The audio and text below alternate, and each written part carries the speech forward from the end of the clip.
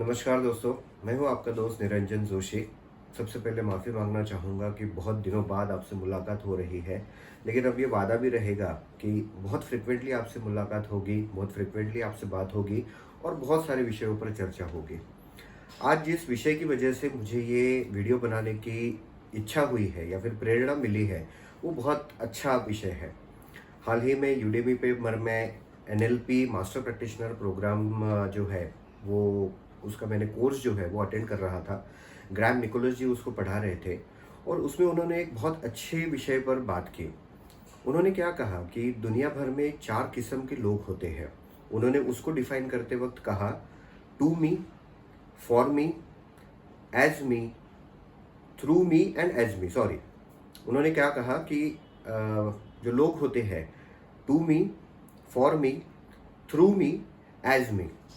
तो टू मी यानी क्या होता है कि ऐसे लोग जिनको लगता है कि उनके साथ जीवन में अगर कुछ भी हो रहा है तो उसके लिए जिम्मेदार जो है वो बाकी लोग हैं, वो खुद नहीं है। वो अपनी जिम्मेदारी कभी नहीं लेते हैं, वो हमेशा रोते रहेंगे, वो हमेशा कंप्लेंट करते रहेंगे, मेरा ऐसा हुआ क्योंकि मुझे उसने साथ नहीं दिया, मैं ऐसा करता तो मैं कहाँ आज पहुँच जाता। लेकिन वो वास्तविकता से हमेशा परे रहते हैं। और ऐसे कम से कम 70% जो लोग हैं, यानी पूरे विश्व में 70% लोग हैं जो इस मानसिकता के साथ में जीते हैं, जहां उनको लगता है कि उनके साथ में जो हो रहा है वो सारी गलतियां दूसरों की है। दूसरे किस्म के लोग होते हैं जो फॉर मी। तो फॉर मी यानी उनको लगता है या फिर वो सोचते हैं कि अगर मेरे साथ कुछ भी हो रहा है, अच्छा हो रहा है, बुरा हो रहा है, तो उसका कुछ ना कुछ मकसद ज़रूर होगा। उसके पीछे कुछ ना कुछ धारणा ज़रूर होगी जिस वजह से ये सारी चीज़ें हो रही है। और वो एनालिसिस करना शुरू करते हैं, वो प्रायोरिटाइजेशन शुरू करते हैं। वो ये समझने की कोशिश करते हैं कि इतनी कौन सी चीज़ें हैं जिनके ऊपर मैं काम कर सकता हूँ या काम कर सकती हूँ। कितनी ऐसी चीज़ें हैं कि जिसकी वजह से मैं अपने जीवन में आनंद का प्रभाव जो है वो हमेशा बरकरार रख सकता हूँ या रख सकती हूँ। ऐसे लोग होते हैं जो फॉर मी, जो सोचते हैं कि हमारे साथ अगर कोई भी घटनाएं हो रही है, आजू बाजू में अगर कोई भी घटनाएं हो रही है, तो वो हमको प्रेरणा देने के लिए, हमको सिखाने के लिए, हमको समझाने के लिए। वो कहते हैं ना, निंदकाचे घर असावे शेजारी। ये हमारे मराठी में कहावत है, जिसका मतलब होता है कि जो भी आपको गलतियां दिखा रहा है, ऐसा एक नेबर आपके पास में होना बहुत ज़रूरी है।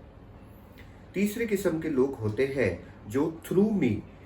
थ्रू मी का मतलब होता है कि जहाँ पे not only they have done the prioritisation, उन्होंने सिर्फ प्रायोरिटाइजेशन नहीं किया है, उसके ऊपर काम करके अपने जो अनुभव है वो लोगों के साथ में भी शेयर करना शुरू किया है। कुछ लोग होते हैं जो अपनी गलतियां समझते ही नहीं है।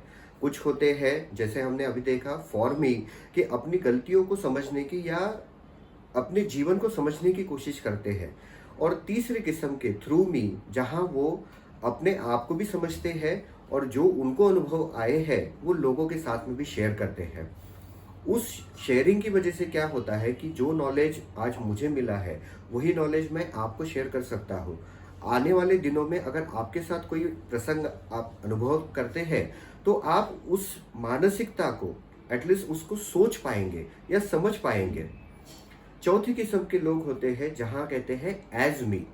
वो होते हैं संत लोग, वो महान लोग, जिनको लगता है अहम ब्रह्मास्मि का वास्तविकता में वो अपना जीवन व्यतीत करते हैं।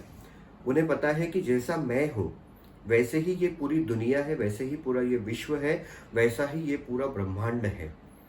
वहाँ तक पहुँचना बहुत मुश्किल है, मगर नामुमकिन बिल्कुल भी नहीं है। हमें सबसे पहले ये समझना है कि हम कौन सी सीढ़ी पर है।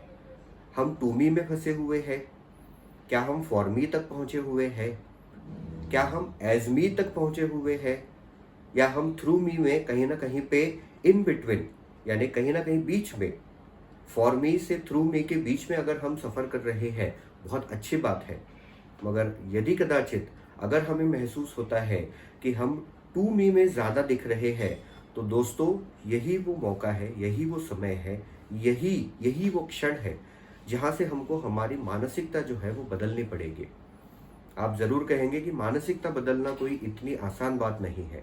मैं भी मानता हूँ, मानसिकता बदलना इतनी आसान बात नहीं है। लेकिन अगर मानसिकता को बदलना है तो आपको आपकी सोच को बदलना होगा। अब आप कहेंगे कि सोच को भी बदलना इतना आसान नहीं है, बरसों लग जाते हैं कि आप अपनी सोच को बदल रहे हो। सही बात। लेकिन अगर आपको सोच को बदलना है तो सबसे पहले आपको आपके दृष्टिकोण को बदलना होगा, जो आपके हाथ में है और जो बहुत आसानी से आप कर सकते हैं। It is all about your will. आप जिस दिन ये धारणा कर लेंगे कि नहीं, मुझे दुनिया को देखने का नज़रिया जो है वो बदलना है, आप समझ लीजिए कि उसी क्षण से आपका नज़रिया जो है वो बदल जाएगा। जहाँ आपका नज़रिया बदल गया वहाँ आपकी सोच बदलेगी, और मैं आपको यकीन दिलाता हूँ जहाँ आपकी सोच बदल गई वहाँ धीरे धीरे करके आपकी मानसिकता जो है वो ज़रूर बदलेगी। दोस्तों, हमारी सोच हमारी सच्चाई होती है। आज अगर हमको हमारी सच्चाई बदलनी है तो हमारी सोच को बदलना होगा, और अगर हमारी सोच को बदलना है तो सबसे पहले हमको दुनिया को देखने का नज़रिया जो है, दृष्टिकोण जो है, उसको बदलना होगा। अगर आपको ये मेरा वीडियो पसंद आया है तो उसे लाइक कीजिए, शेयर कीजिए, सब्सक्राइब कीजिए। मैं आपसे फिर मिलूँगा किसी ना किसी बहाने, किसी ना किसी विषय के साथ में। Thank you so much. नमस्कार।